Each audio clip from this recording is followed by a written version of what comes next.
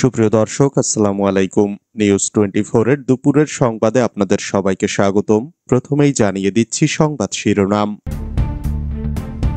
প্রতিষ্ঠাবার্ষিকী উপলক্ষে রাতে ছাত্রলীগের ঝটিকা মিছিল। আওয়ামী লীগ নেতাকে ছাড়াতে থানায় জামায়াত নেতাকর্মীদের ভিড়। বিনামূল্যে হাসিনা ঘনিষ্ঠ ব্যবসায়ীর ফ্ল্যাটে বসবাস, নতুন বিতর্কে টিউলিপ। খালেদা জিয়ার সঙ্গে সেনাপ্রধানের 40 মিনিটের বৈঠক, বিভিন্ন মহলে কৌতূহল। খালেদা জিয়ার নিরাপত্তা নিয়ে ভারতীয় মিডিয়ায় বিভ্রান্তিকর রিপোর্ট। বাংলাদেশে জামায়াতের ক্ষমতায় আসতে কয়েকশো বছর লাগবে। এতক্ষণ শুনছিলেন সংবাদ শিরোনাম। পুরো খবর পেতে ভিডিওটি শেষ পর্যন্ত দেখুন। সর্বশেষ সংবাদ পেতে চ্যানেলটি সাবস্ক্রাইব করুন। এবার বিস্তারিত। প্রতিষ্ঠাবার্ষিকী উপলক্ষে রাতে ছাত্রলীগের ঝটিকা মিছিল। নিষিদ্ধ সংগঠন ছাত্রলীগের প্রতিষ্ঠা বার্ষিকী উপলক্ষে শুক্রবার রাতে ব্রাহ্মণবাড়িয়ায় ঝটিকা মিছিল করেছেন ছাত্রলীগের নেতাকর্মীরা। জেলা ছাত্রলীগের ব্যানারে পৌর এলাকার ফুলবাড়িয়ায় মিছিলটি বের হয়ে পৌরতলা অভিমুখে যায়।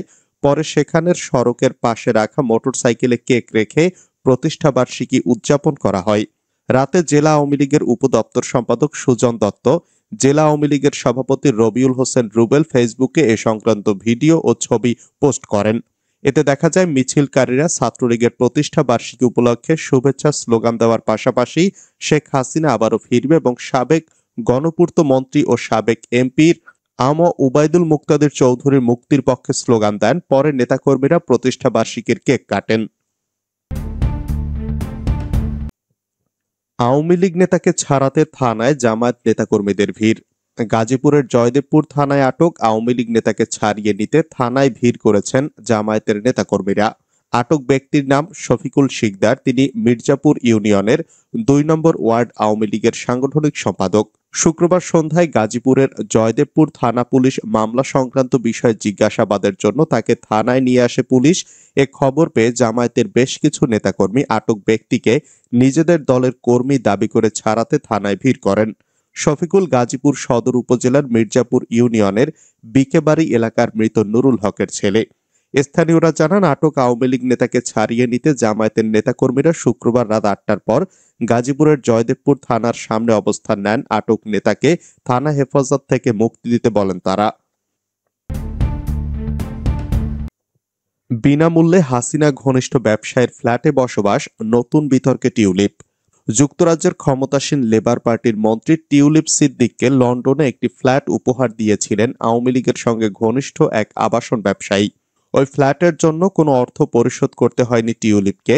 ছাত্র জনতার অভ্যুত্থানে ক্ষমতাচ্যুত শেখ হাসিনার ঘনিষ্ঠ ব্যক্তিদের সঙ্গে যোগাযোগ থাকা ওই আবাসন ব্যবসায়ীর নাম আব্দুল মোতালিফ। যুক্তরাজ্যের ভূমি নিবন্ধন সংক্রান্ত নথিপত্র যাচাই করে তৈরি ফিনান্সিয়াল টাইমসের এক প্রতিবেদনে এসব তথ্য উঠে এসেছে। 2004 সালে বিনামূল্যে পাওয়া লন্ডনের কিংস ক্রস এলাকার 2 বেডরুমের ওই ফ্ল্যাটটি এখনও টিউলিপের মালিকানায় রয়েছে। খালেদা জিয়ার সঙ্গে সেনাপ্রধানের 40 মিনিটের বৈঠক, বিভিন্ন মহলে কৌতূহল। বিএনপির চেয়ারপারসন খালেদা জিয়ার সঙ্গে সেনাপ্রধান জেনারেল ওয়াকারুজ্জামানের সৌজন্য সাক্ষাৎ নিয়ে রাজনৈতিক সহ বিভিন্ন মহলে কৌতূহলের সৃষ্টি হয়েছে। এটিকে সাবেক প্রধানমন্ত্রীর স্বাস্থ্য ও চিকিৎসার খোঁজ দিতে সৌজন্যমূলক সাক্ষাৎ বলা হলেও ঘটনাটিকে অত্যন্ত তাৎপর্যপূর্ণ মনে করছেন বিশ্লেষক, রাজনীতিক সহ অনেকে। হঠাৎ সেনাপ্রধানের সাক্ষাৎ নিয়ে নানা আলোচনাও হচ্ছে, যদিও সাক্ষাতে দুজনের মধ্যে কি আলোচনা হয়েছে তা জানা সম্ভব হয়নি। সম্প্রতি উন্নত চিকিৎসার জন্য শিগগিরই বিদেশে যাওয়ার প্রস্তুতি নিতে শুরু করেছেন 3 বারের সাবেক প্রধানমন্ত্রী খালেদা জিয়া। অসুস্থতার কারণে তিনি দীর্ঘদিন গুলশানের বাসভবন ফিরোজার 4 দেয়ালের মধ্যে রয়েছেন। মাঝে মধ্যে চিকিৎসা সেবা নিতে তাকে হাসপাতালে যেতে হয়। এর মধ্যেই সেনাপ্রধান সস্ত্রীক তার বাসায় গেলেন। খালেদা জিয়া উন্নত চিকিৎসার জন্য যুক্তরাজ্যে যাওয়ার প্রাক্কালে সেনাপ্রধানের সাক্ষাৎ নিয়ে রাজনৈতিক মহলে নানা ব্যাখ্যা বিশ্লেষণ হচ্ছে। সবাই বিষয়টিকে ইতিবাচকভাবেই দেখছেন। সাক্ষাতের ব্যাপারে আন্তঃবাহিনী জনসংযোগ পরিদপ্তরের সঙ্গে যোগাযোগ করা হলে তারা আনুষ্ঠানিক কোনো মন্তব্য করতে রাজি হয়নি। তবে এটা জানায়, খালেদা জিয়ার স্বাস্থ্যের খোঁজখবর নিতে এটা একান্তই সৌজন্য সাক্ষাৎ। অবশ্য বিএনপির নেতারা সেনাপ্রধানের এই সাক্ষাৎকে সৌজন্য হিসাবেই দেখছেন। এ বিষয়ে নাম প্রকাশ না করার শর্তে দলটির স্থায়ী কমিটির একজন সদস্য বলেন, তিনি চিকিৎসার জন্য দেশের বাইরে যাচ্ছেন, সেজন্য তার স্বাস্থ্যের খোঁজ নিতে সেনাপ্রধান সস্ত্রীক এসেছিলেন। যতটুকু জেনেছি, সাক্ষাতে ম্যাডামের স্বাস্থ্য ও চিকিৎসা নিয়েই কথাবার্তা হয়েছে, রাজনীতি বা অন্য কোনো বিষয়ে আলোচনা হয়নি। বিএনপির এই নেতা বলেন, চিকিৎসার জন্য তাদের নেত্রীর বিদেশ যাওয়ার আগে সেনাপ্রধানের এই দেখা করার বিষয়কে তারা ইতিবাচক হিসেবেই দেখছেন। রাজনৈতিক বিশ্লেষক জাহেদুর রহমান বলেন, খালেদা জিয়ার সঙ্গে এই সাক্ষাতের মাধ্যমে সেনাপ্রধান কোনো রাজনৈতিক বার্তা দিয়ে থাকতে পারেন বলে আমার ধারণা। কারণ নির্বাচন নিয়ে নানা আলোচনা ও অনিশ্চয়তার কথাও কোনো কোনো দিক থেকে বলা হচ্ছে, তাই নির্বাচন নিয়ে কোনো বার্তা দিয়ে থাকতে পারেন। খালেদা জিয়ার নিরাপত্তা নিয়ে ভারতীয় মিডিয়ায় বিভ্রান্তিকর রিপোর্ট। বিএনপি চেয়ারপারসন ও সাবেক প্রধানমন্ত্রী বেগম খালেদা জিয়ার নিরাপত্তা ইস্যুতে চেয়ারপারসনের একান্ত সচিব ও বিএম আব্দুস সত্তারের বরাত দিয়ে কলকাতা ভিত্তিক নিউজ পোর্টাল দ্য ওয়াল বিভ্রান্তিমূলক প্রতিবেদন প্রকাশ করেছে। আব্দুস সত্তার জানান, দ্য ওয়ালে যে প্রতিবেদন প্রকাশ করেছে সে বিষয়ে তিনি কোনো কথা বলেননি। দ্য ওয়ালের সংবাদে বলা হয়, বিএনপি নেত্রী তথা সাবেক প্রধানমন্ত্রী খালেদা জিয়াকে বাড়তি নিরাপত্তা দিতে চায় তার দল বিএনপি। বাংলাদেশের ভিভিআইপি রাজনীতিকদের মধ্যে এখন তালিকার 1 নম্বরে আছেন বিএনপি নেত্রী। তার জন্য সর্বক্ষণ সরকারি নিরাপত্তা বরাদ্দ।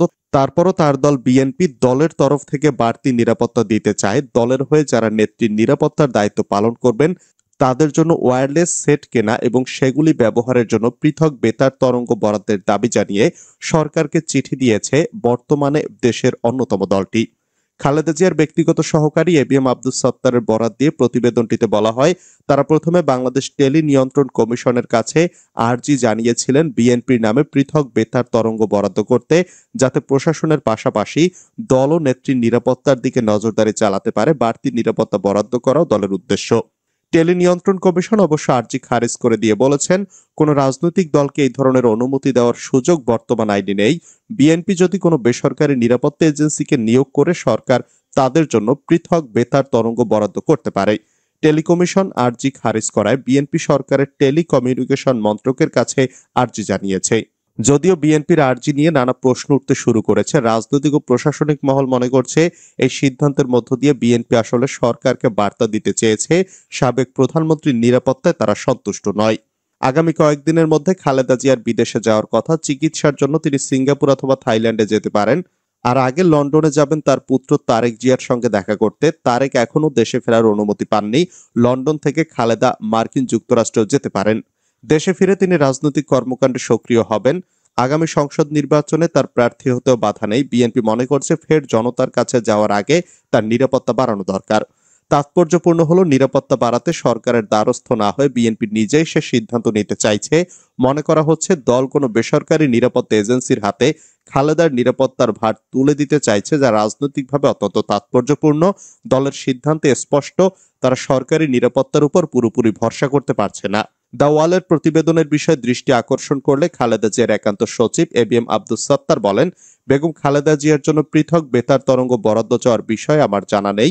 গণমাধ্যমে যা লেখা হয়েছে সে কমেন্টস আমি দেইনি। বিষয়টি নিয়ে বিএনপি চেয়ারপারসনের নিরাপত্তা বিষয়ক প্রধান কর্নেল মোহাম্মদ ইসহাক মিয়ার সঙ্গে কথা বলার পরামর্শ দেন আব্দুস সত্তার। সিএসএফ প্রধান মোহাম্মদ ইসহাক মিয়া জাগো নিউজকে বলেন, বেগম খালেদা জিয়ার নিরাপত্তার জন্য আমরা আগেও ওয়্যারলেস ওয়াকিটকি ব্যবহার করেছি। 2018 সালে ম্যাডাম জেলে যাওয়ার পর আর ব্যবহার হয়নি।